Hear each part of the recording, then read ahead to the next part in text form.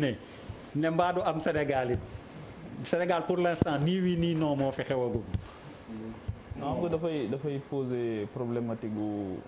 sunu njiit yi rapport bi ñu am ak mandat rapport bi ñu am ak pouvoir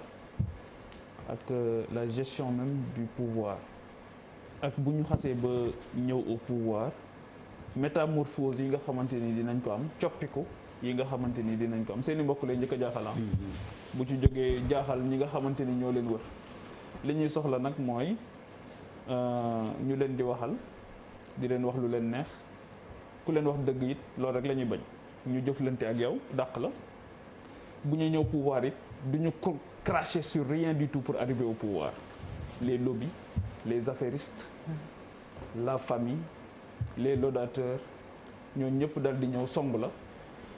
soo jotee affaire bi nga foog ne sa yëfu bopp la nga def ci lu la neex mais après benn objectif rek nga am c'est protéger tes arrières et justement ci protection arrière boobu mais il faut que nga xool ki nga xamante ni moom moo la doy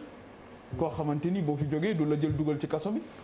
wala mu saytu li nga xamante ni moom nga fi defoon boo fi jógee donc di nga ci def moo tax la plupart des day dal sax africains yi nga xamante ni dañuy nekk ci yenn institutions yi facilement ils font un mandat de trop facilement boo xamante ni joxe lenge yi jotoon na waaye ils font un mandat de trop parce que y a tellement de cadavres dans les placards ba nga da nga naan su ma demee ma dee fu ma jëm donc loolu mooy nekk sa préoccupation bi nga xamante ni moom moo gën a mag et malheureusement dañ koy gis souvent wala nga engagé sa réew ci ay horizon boo xamante ni yow amuloo droit bi parce que yaa ngi engagé sax les générations à venir te engagé woo leen lu dul loo xamante ni da nga ci gis say njëriñu bopp tey négocier di négocier naan lu ma ciy am mais boo négocier ne lu ma ciy am mais li tàll si la doon wax l'ère du gox yi tamit dafay am te ñoom ñëpp loolu la ñuy redouter ce moment là Sénégal boo xoolee pour ndaxte wax dëgg fa yàlla c'est vrai que Papis li mu wax dëgg la nee na Côte d'Ivoire du Sénégal Guinée du Sénégal mais je ne suis pas certain que sore nañ lool de daanaka ndax boo xoolee jëf yi di yàlla mu ñuy sutural rek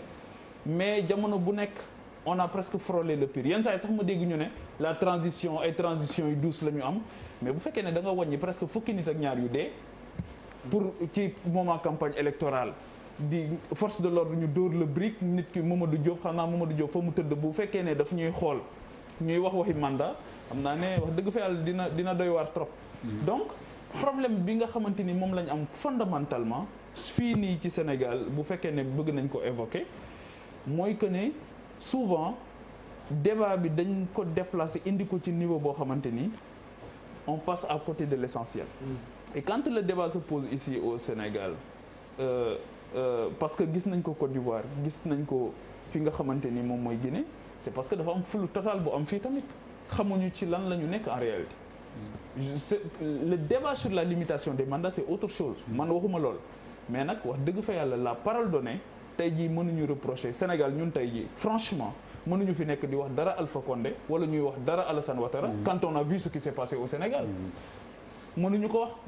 wax léegi li tax moo waxoon ne l'ère du goxi boobu dina am mais goxi boobu noonu moo tax CREI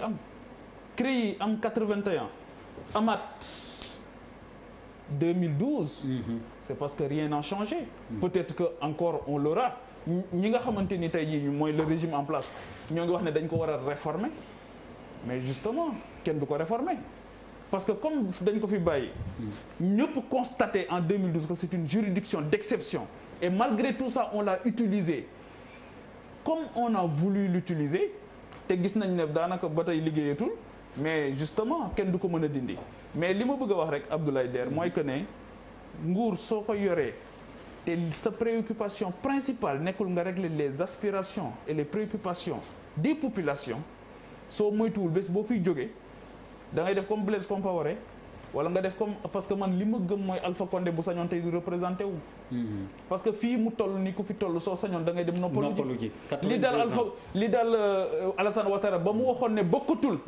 waaye comme wóolu woon yàlla jël na ko c'est ça.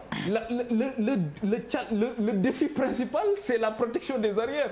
kan moo lay wuutu looloo xew ci Afrique occidentale française yëpp kan moo may wuutu mais ce qui se passe au Gabon moo gën a graaw lépp kan moo may wuutu loolu mooy le défi principal kan moo may wuutu parce que merloo nga nit ñi tooñ nga nit ñi jël nga loo xam def nga ko teg ko ci sa bakkan rek nga ko teg ak soif de pouvoir ak avidité de pouvoir et c'est ça qui nous loolu moo ñuy perdre. allez Malal. yes man d'abord damay taxaw un peu ci Guinée concernant la Guinée on a eu toujours un peuple debout mais l'armée a toujours été lâche il n'a pas joué rôle bi mu war a jouer c'est-à-dire un rôle républicain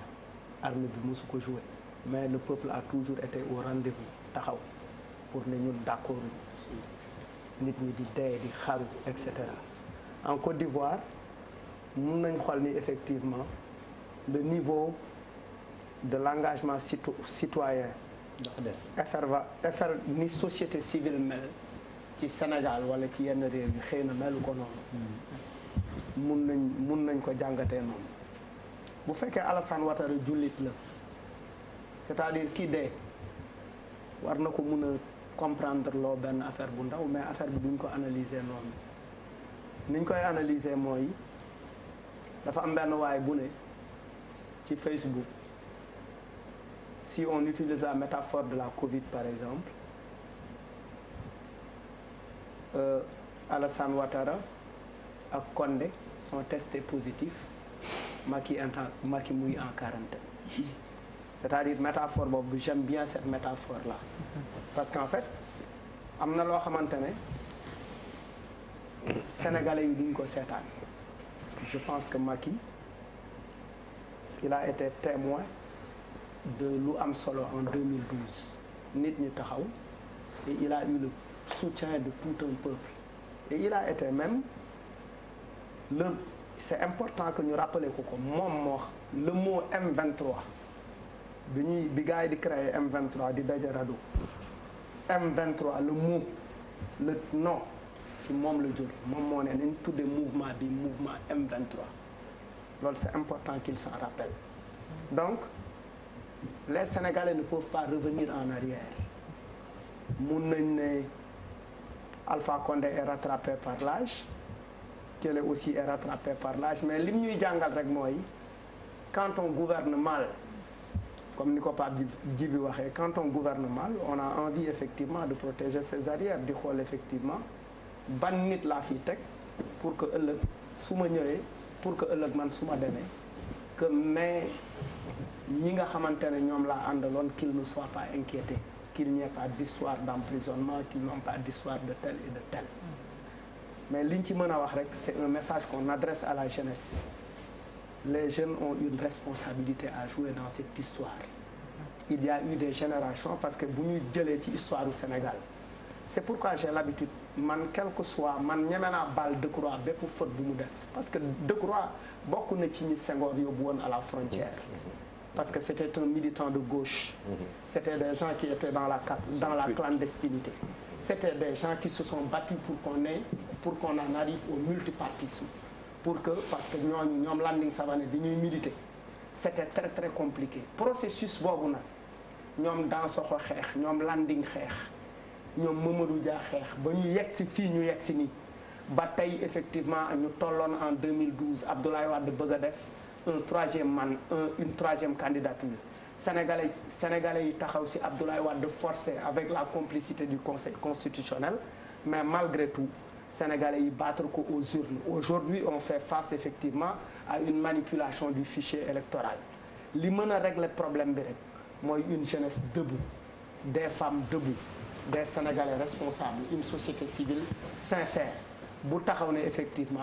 am na loo xamante ne dinañ ko maye mais am na loo xamante ne duñ ko maye et je pense que en fait Macky doit toujours je l'envoie dama koy envoyer benn film pour mu seetaan ko film bi mu ngi tudd